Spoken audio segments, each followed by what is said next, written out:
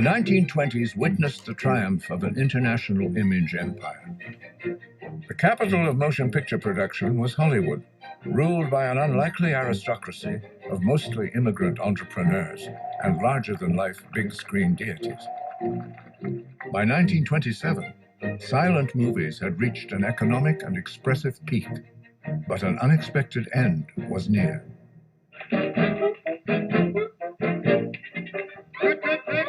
Goodbye. Good, don't cry. Sound pictures didn't grow out of silent pictures. It's a different hybrid that kind of choked off this plant that had been flourishing perfectly well, and then in comes this other thing, and it simply strangles it, and it renders it extinct.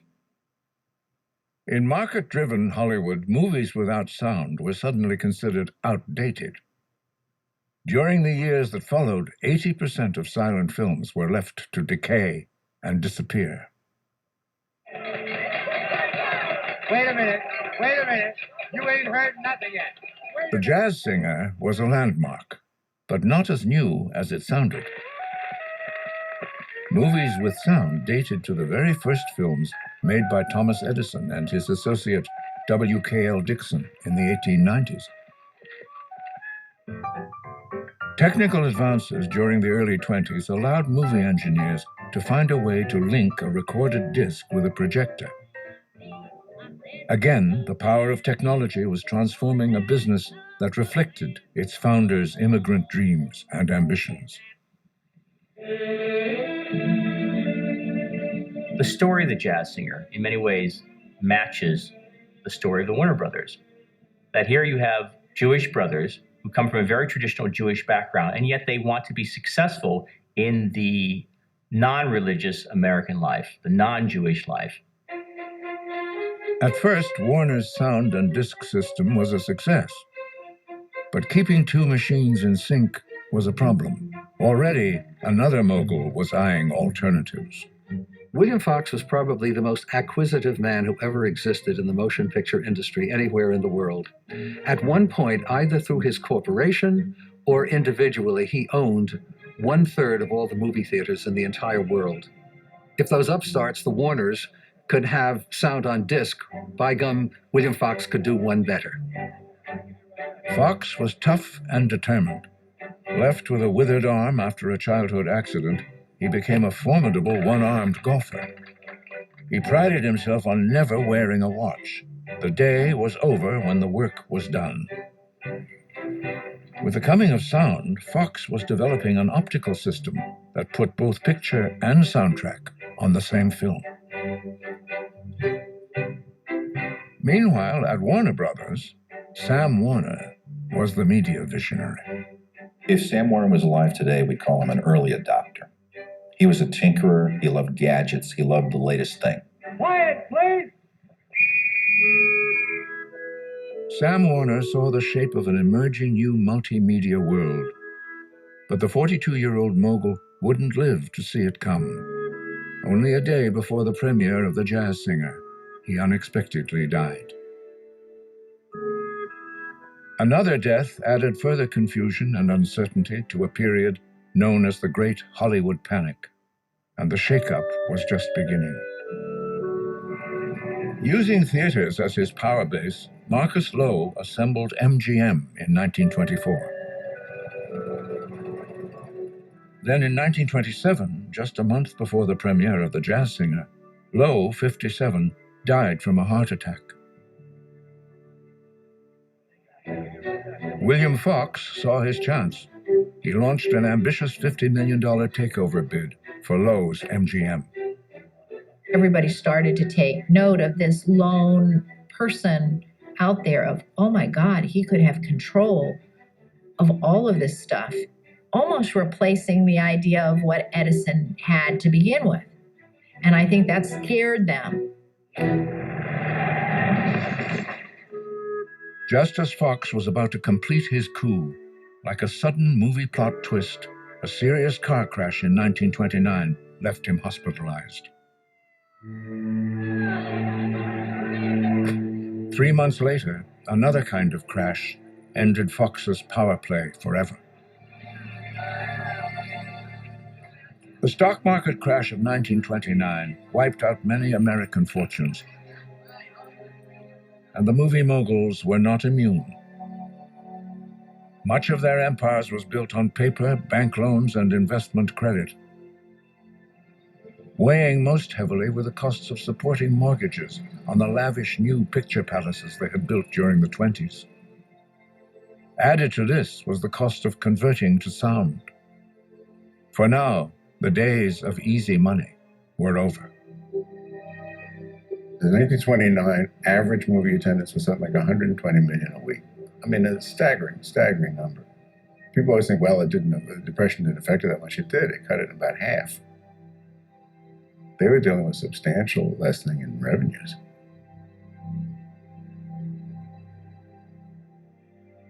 Ambitious and unrelenting, William Fox was the first to fall. Creditors wrested control of his company in 1930. Even with an $18 million buyout, William Fox was an emperor without an empire.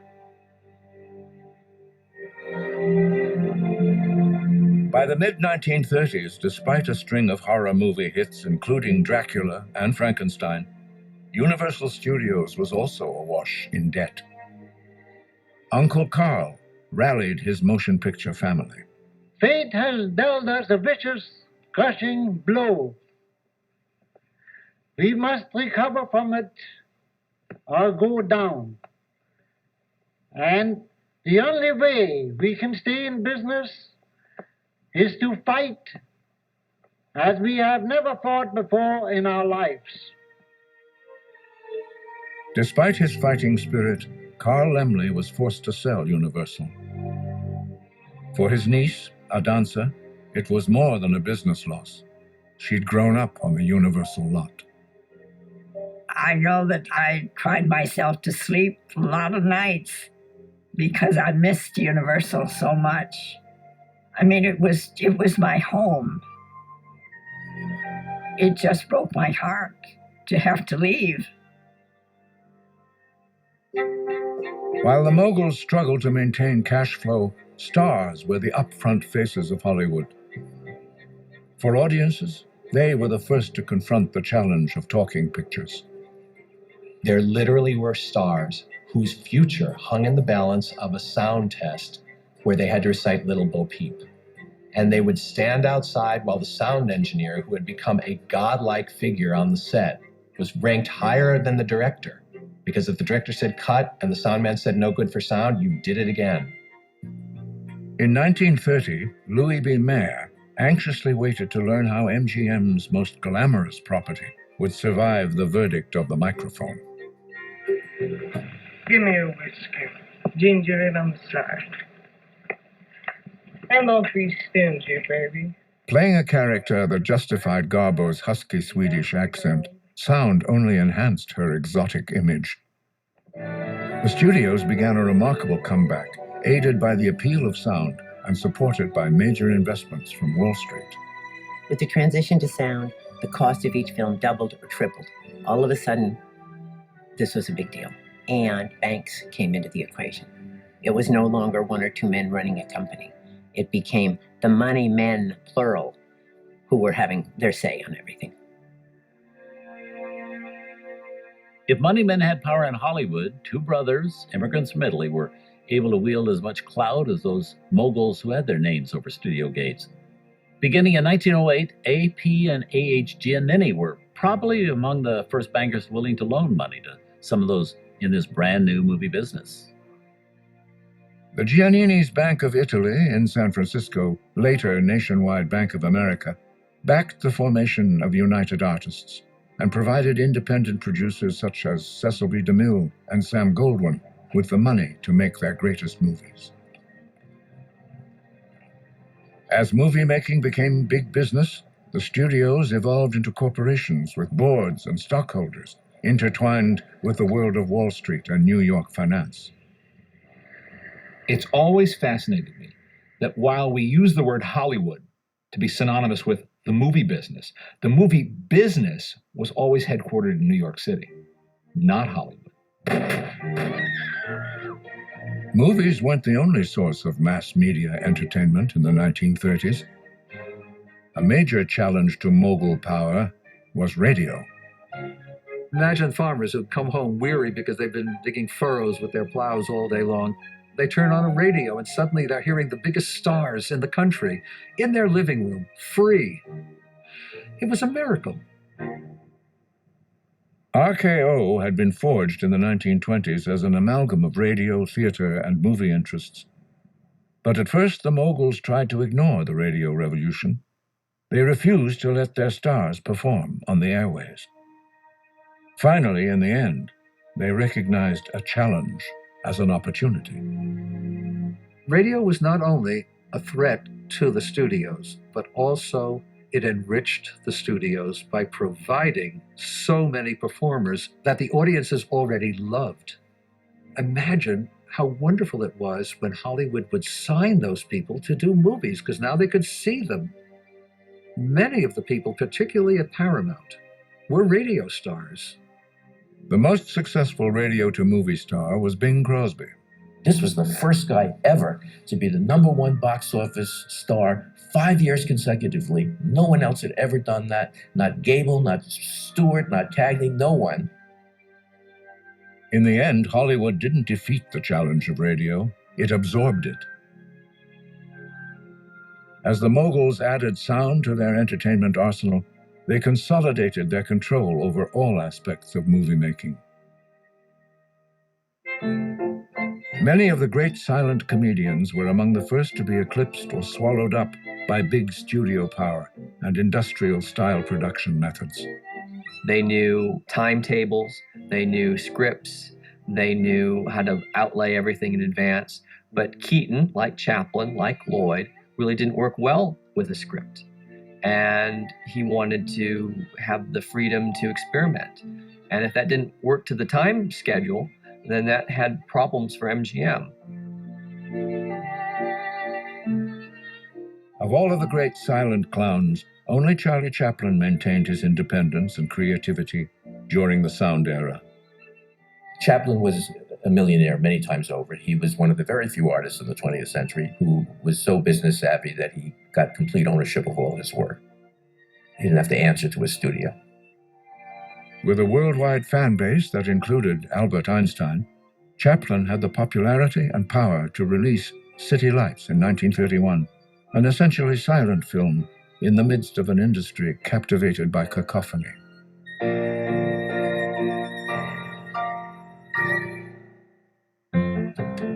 Soon, a new generation of comics arrived in Hollywood. The Marx Brothers, masters of anarchic dialogue, were 4 veterans of the Broadway stage. Unlike the silent stars, they weren't improvisers, Answer the second question first. but their verbal irreverence was right for talkies. Can't you see what I'm trying to tell you? I love you. Oh, Your Excellency. You're not so bad yourself. By the time the Marx Brothers were on film, they were doing routines that they had perfected on stage for years and years on the vaudeville circuit, so they really knew what they were doing. They just took everything apart. They double-crossed me. In a time when you don't have great faith in the institutions of your country, they were like everybody's the heroes. Tell them the enemy comes from afar with a hey-na-na-na and a cha-cha. The winners and losers of the sound era were not only determined by careful preparation, pleasing voices, and abilities to thrive in the studio system. Success or failure in Hollywood could be the arbitrary product of changing times.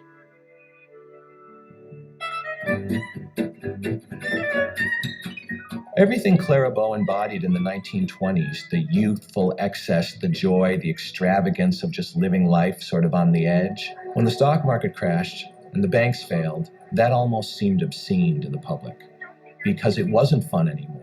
You miserable, common, vulgar hussy. She didn't understand what she had done wrong. It was the roles she played on screen. In real life, Bow alienated Hollywood moguls and movie stars by refusing to deny her impoverished and uncultured background, a past that many in Hollywood shared, but were eager to forget.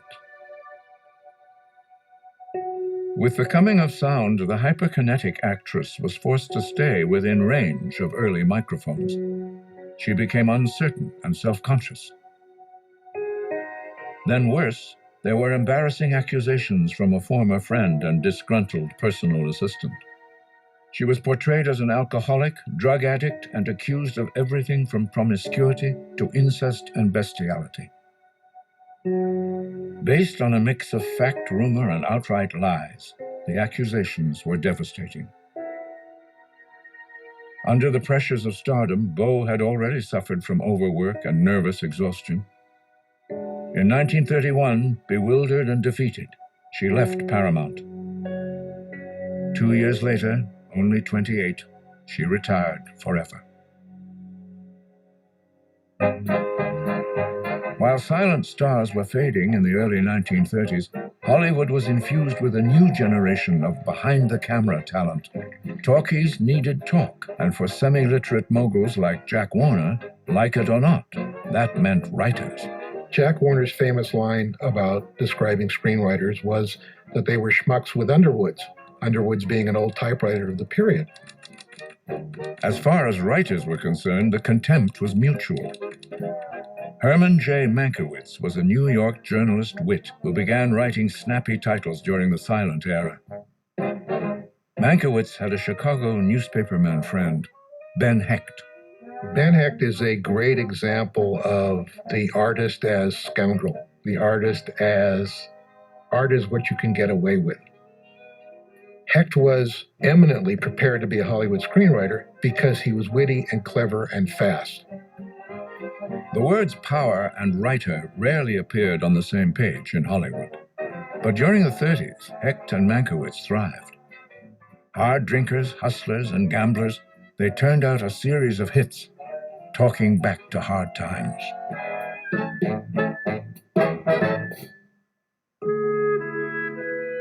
Hollywood needed new writers and directors for the era of sound, but most of all, what was needed was stars who could handle dialogue. Oh, I love you so much, dearest. Hold me tight for just a moment. As they gathered new talent, the Hollywood image factories often reflected the tastes of the studio heads who controlled them. None more than Warner Brothers.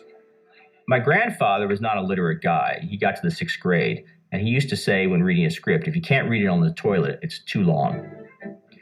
Warner Brothers starts to attract a new kind of actor, an actor from the theater, but an actor who is not necessarily handsome or beautiful in any traditional way.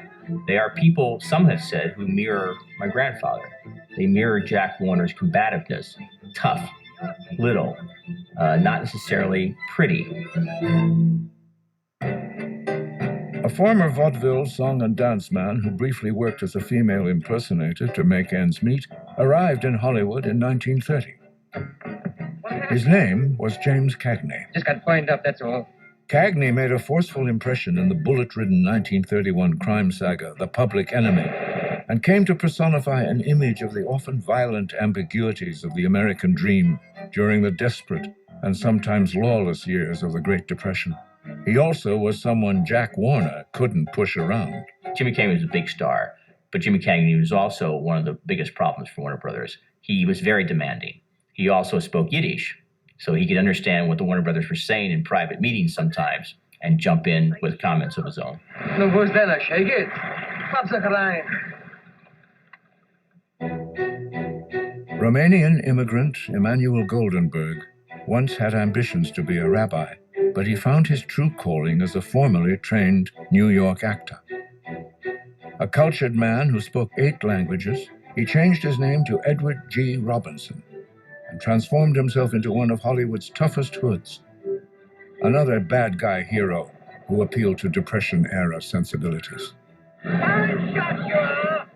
You obviously couldn't have a credible success story about a guy starting a laundromat and getting rich in 1931. In 1931, I believe the unemployment rate was something like 16%. And by 1932, it was 24%. So if you want to tell a success story, and people still liked people who rose to the top and were hardworking, well, the way to do it is to be Little Caesar. And he lived clean and didn't mess around with girls and didn't drink. We just did it by blowing people's heads off. Shoot, Rick. Get it over with. After some off-Broadway experience, an ingenue who called herself Betty Davis found a place at Universal around the same time as Robinson. When she moved to Warner Brothers, her rise to stardom was often frustrated, as Jack Warner tried to figure out what to do with his willful new acquisition. Bette Davis was not so much an actress as she was a force of nature. And woe to those who got in her path when she was on a mission. I thought you might at least be amusing, but you turned out to be dull and stupid and so afraid. Well, she went up toe-to-toe with Jack Warner, and this was a totally unusual thing to do, particularly for a woman. There were a few male actors who went out on their own or who did battle. I mean, she made strides for everyone. So what Bette Davis did was just astonishing by any standard. In the endless battle between moguls and movie stars, Bette Davis was on the front lines. She led the fight to give studio stars some control over their careers.